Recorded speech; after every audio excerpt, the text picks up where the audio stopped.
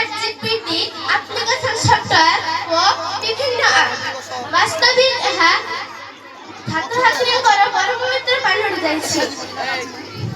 ଏହି ଇଣ୍ଟରନେଟ ହୋଇପାରେ ଉଚ୍ଚତର କିମ୍ବା କୌଣସି ବିଷୟର ଅଧ୍ୟୟନ ଗବେଷଣା କରୁଥିବା ଛାତ୍ରଛାତ୍ରୀଙ୍କର ମିତ୍ର। ମାତ୍ର ଆମ ଭଳି କୋମଳମତି ଛାତ୍ରଛାତ୍ରୀଙ୍କର ମିତ୍ର ବଦଳରେ ପାଲଟିଛି ଏନିମି ବା ଶତ୍ରୁ। କାହିଁକି ନା ଫ୍ରେଣ୍ଡ, ଏହି ଫ୍ରେଣ୍ଡର first letter F for Facebook ବା ହେଇପାରେ ଏଫ୍ ଫର୍ ଫ୍ରି ଫାୟାର, ତା ମାନେ ଏକ୍ସାମରେ fail. R for reels, I for Instagram, E extra number game, D for DM11। ଏଣୁ ଏହି ଆପ୍ ଥିବା ମୋବାଇଲ ଯଦି ପିଲାଟି ହାତରେ ପଡ଼ିଯାଇଛି ସେ କଲା ତିନି ବାଜରେ କଲା, ସେ ପରୀକ୍ଷାରେ ପାସ୍ କରିବନି।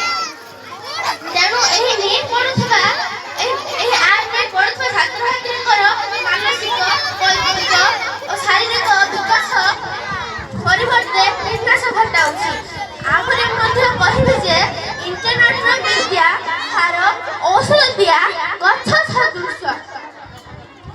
ଏଣୁ ଅଳ୍ପକେ କହିବି ଯେ ଯେବେ ଇଣ୍ଟରନେଟ ବା ବିଜ୍ଞାନ ନଥିଲା ସେତେବେଳେ ତ କେବଳ ଫିଲୋସଫି ମାଧ୍ୟମରେ କେତେ କେତେ ବିସ୍ମୟ ଅବଦାନ ଏହି ପୃଥିବୀକୁ ସମର୍ପିଛନ୍ତି।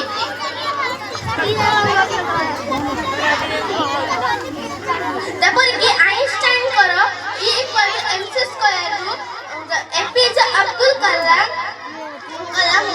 କେବଳ ଲଣ୍ଠନରେ